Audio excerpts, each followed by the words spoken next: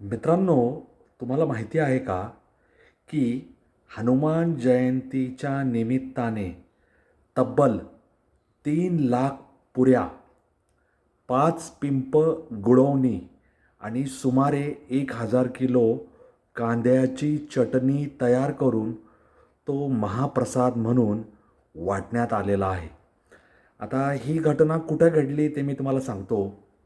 मित्रांनो, पुणे जिल्ह्यातील आंबेगाव तालुक्यात मंचर नजीक थोरांदळे हे गाव आहे आणि या गावाला हनुमान जयंतीच्या निमित्ताने महाप्रसाद करायची एक अनोखी परंपरा आहे. आणि या परंपरेला अनुसरून दरवर्षीप्रमाणे हनुमान जयंतीचा उत्सव साजरा झाल्यानंतर महाप्रसादाचे वाटप करण्यात येते. जसे बेले येथे रंगदास महाराजांच्या पुण्यतिथीनिमित्त जो आमटी आणि भाकरीचा प्रसाद करण्यात येतो महाप्रसाद, तसंच या थोरांदळेमध्ये असा हा महाप्रसादाचा कार्यक्रम दरवर्षीप्रमाणे यंदाही हनुमान जन्मोत्सव गुरुवारी साजरा केला आपण, तसा तो यावर्षीसुद्धा साजरा करण्यात आला आणि हा महाप्रसाद वाटण्यात आला. आता थोरांदळे गावात पश्चिम हनुमान मंदिर हे जागरूक देवस्थान म्हणून परिचित आहे. आता इथे हनुमान जयंतीला मोठ्या प्रमाणावर यात्रा उत्सव भरते. तसं तर चैत्र महिना हा गावोगावच्या यात्रा उत्सव जत्रा या निमित्ताने अगदी म्हणजे एक आनंदाचं वातावरण तयार झालेलं असतं. मग तिथे ग्रामदेवतेची यात्रा असेल, देवतेला अभिषेक करणं असेल, त्यानिमित्ताने पै पाहुण्यांना भोजनासाठी निमंत्रण देणं असेल, त्याच्यानंतर कुस्त्यांचा जंगी आखाडा असेल, ढोल ताशा लेझीम या पथकांना आमंत्रण देण्यात आलेलं असेल, त्याच्यानंतर लोकनाट्याचा कार्यक्रम असेल, वगनाट्य असेल किंवा हिंदी मराठी भावगीते भक्तिगीतांचा कार्यक्रम असेल, असं सगळं काही या यात्रा उत्सव जत्रा निमित्ताने आपल्याला ग्रामीण भागातील हे सुंदर असं वातावरण अनुभवण्यास मिळतं. त्याच त्याच पद्धतीचं हे असं थोरांदळे येथील हनुमान जयंती उत्सवानिमित्ताचं वातावरण. इथे बाकीच्या गोष्टी नसाव्यात कदाचित, परंतु हनुमान जन्मोत्सव साजरा करताना संपूर्ण गावाने एकीने एक दिलाने एकत्र येऊन हनुमान जन्मोत्सवाचा हा कार्यक्रम पार पाडणे आणि समस्त जे भाविक या यात्रोत्सवाच्या निमित्ताने आलेले आहेत त्यांना महाप्रसाद देऊन बजरंगबलीचा हा जन्मोत्सव साजरा करणे ही खरोखर अनोखी अशी परंपरा म्हणायला हवी. आणि या निमित्ताने या सगळ्या प्रक्रियेचं वैशिष्ट्य म्हणजे पुऱ्या आणि गुळवणी किंवा तेलच्या आणि गुळवणी. पुऱ्या हे तसं आधुनिक रूप झालं, परंतु तेलच्या हे त्याचं ग्रामीण रूप झालं. म्हणजे तेलात तळून काढलेल्या पुऱ्या, तेलात तळून काढलेला गोलसर छोटासा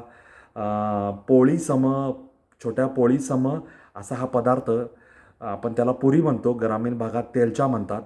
आणि गुळवणी म्हणजे पुरणपोळीसोबत आपण गुळवणी खातो, म्हणजे गूळ आणि पाण्यामध्ये तो गूळ मिसळून तो उकळून काढायचा आणि ती गुळवणी. काही ठिकाणी गुळवणीमध्ये दूधसुद्धा घेतात, पुरणपोळी खातात.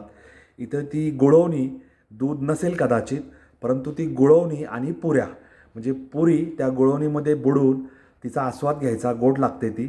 आणि त्याच्यानंतर ही कांद्याची चटणी, पुरी आणि कांद्याची चटणी असा हा सुरेख अनोखा असा महाप्रसाद हजारो भाविकांनी त्याचा लाभ घेतला.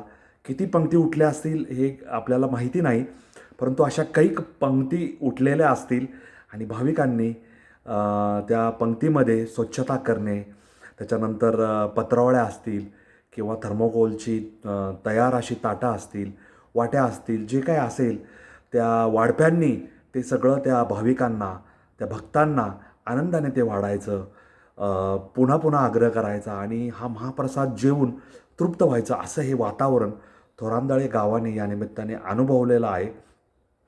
आणि गेले 50 ते 60 वर्ष ग्रामस्थ ही त्यांची जी परंपरा आहे ती अखंडपणे श्रद्धेने भक्तीने जपत आहेत. आता या महाप्रसादाची तयारी 8 दिवस आधी सुरू होते आणि ग्रामस्थ एकत्र येऊन गहू गोळा करून त्या गहू गोळा केल्यानंतर तो निसावा लागतो. त्याच्यामध्ये काडी कचरा असेल, खडे असतील ते बाजूला काढावे लागतात. त्याचं नियोजन केलं जातं. महिला वर्ग या गव्हाचं व्यवस्थित पाखडणे असेल, निसणे असेल, निवडणे असेल ते काम करतात.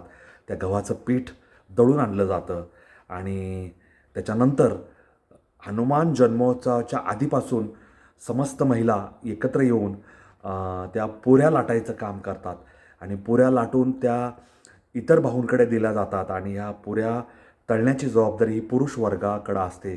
त्यामुळे चुल्हण तयार करणं, त्याच्यामध्ये सरपण टाकणं, त्याच्यानंतर ते तेल गरम होऊ देणं, त्या गरम केलेल्या तेलामध्ये ह्या पुऱ्या तळणं आणि तळलेल्या पुऱ्या एका ठिकाणी सुरक्षितपणे त्याचं पुऱ्यांचं जे काय आहे व्यवस्थित ठेवून त्या झाकणे, काळजी घेणे आणि त्याच्यानंतर कांद्याची चटणी तयार करायची. तर किती किलो कांदे लागले असतील तुम्ही विचार करा.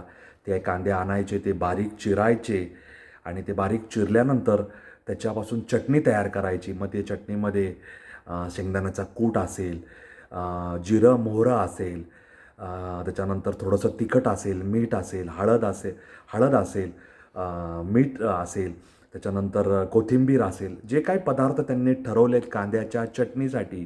काही ठिकाणी खसखसही त्याचा वापर करतात. ती कांद्याची चटणी तयार करायची, ती पुन्हा साठवून व्यवस्थित ठेवायची. सगळे हे जिन्नस झाकून ठेवायचे जेणेकरून ते सुरक्षित राहतील, त्यांची चव तशीच राहील. आणि मग हनुमान जन्मोत्सव साजरा केल्यानंतर सेवाभाव, एकोपाची भावना, उत्साहाचं या वातावरणात तो हनुमान जन्मोत्सव साजरा होतो. आणि सूर्योदयाला आपल्याला माहिती आहे की बजरंगबली त्या सूर्याकडेच झेप घेतली त्यांनी की ते काही फळ आहे म्हणून. आणि अशा पद्धतीचं बजरंगबलीचा जन्मोत्सव साजरा झाल्यानंतर या गावाने, थोरांदळे गावात विलास महाराज मेंढे यांचं हनुमान जन्मोत्सवाचं कीर्तन झालेलं आहे. आणि त्याच्यानंतर शेरणी वाटप करून महाप्रसादाच्या पंक्ती ह्या उठलेल्या आहेत. शेवरेवडी जे काय प्रसाद आहे तो वाटायचा लोकांमध्ये, आरती द्यायची लोकांमध्ये. आणि हा हनुमान जन्मोत्सवाचा हा जो प्रसाद आहे म्हणजे पुऱ्या, गुळवणी आणि कांद्याची चटणी ती द्यायची सगळ्यांना.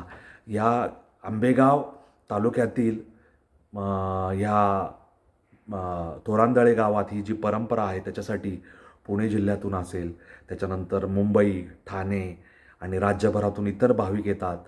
या गावातील किंवा या तालुक्यातील लोक जिथं जिथं जाऊन स्थायिक झालेत ते या हनुमान जन्मोत्सवाच्या निमित्ताने गावाकडे येतात. पै पाहुण्यांना बोलावलं जातं. त्यांना हा पुरी, गुळवणी आणि कांद्याची चटणीचा महाप्रसाद देऊन भाविक तृप्त होतात. आणि ही ग्रामस्थांची एकजुटीची, श्रद्धेची जी भावना आहे ती दरवर्षी अशा प्रकारे प्रत्ययास येते.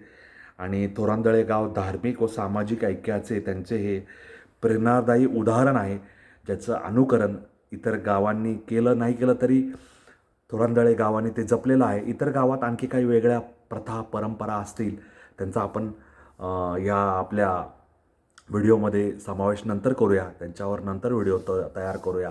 परंतु हा जो तोरांदळे गावाचा हनुमान जन्मोत्सवाच्या निमित्ताने घडणारा पुरी, गुळवणी आणि कांद्याची चटणी हा जो प्रसाद आहे तो अनोखा आहे. त्याचं वैशिष्ट्य त्यांनी जपलं आहे. त्यानिमित्ताने त्यांना शुभेच्छा देऊया. तोरांदळ्याचे जे हे पश्चिममुखी जे जागरूक देवस्थान आहे, हनुमान मंदिर आहे पश्चिममुखी, बजरंगबलीच्या चरणी नमस्कार करूया. आणि सगळ्यांना कधी जायची संधी मिळाली तर तोरांदळ्याला जरूर जाऊन या. आणि या नोटवर मी तुम्हा सर्वांची रजा घेतो. तुम्हाला हा वेगळ्या वाटेवरील, वेगळ्या विषयावरील व्हिडिओ कसा वाटला कॉमेंट बॉक्समध्ये लिहून जरूर मला कळवा. माझे रीळ आणि माझे हे व्हिडिओ पाहण्यासाठी पहा, लाईक करा, शेअर करा. तुमच्या मित्रमैत्रिणींमध्ये ते शेअर करायला विसरू नका. माझा चॅनल सबस्क्राईब करा, रील माझे पाहत जा आणि तुमच्या अभिप्रायाची मी वाट पाहतो आहे. तुमचे अभिप्राय जरूर तिथे नोंदवा. एवढंच माझं तुम्हाला सांगणं आहे. तुमच्या सर्वांची रजा घेतो. धन्यवाद. जय हिंद, जय महाराष्ट्र, वंदे मातरम, जय श्रीराम, जय जगन्नाथ, जय सनातन. धन्यवाद.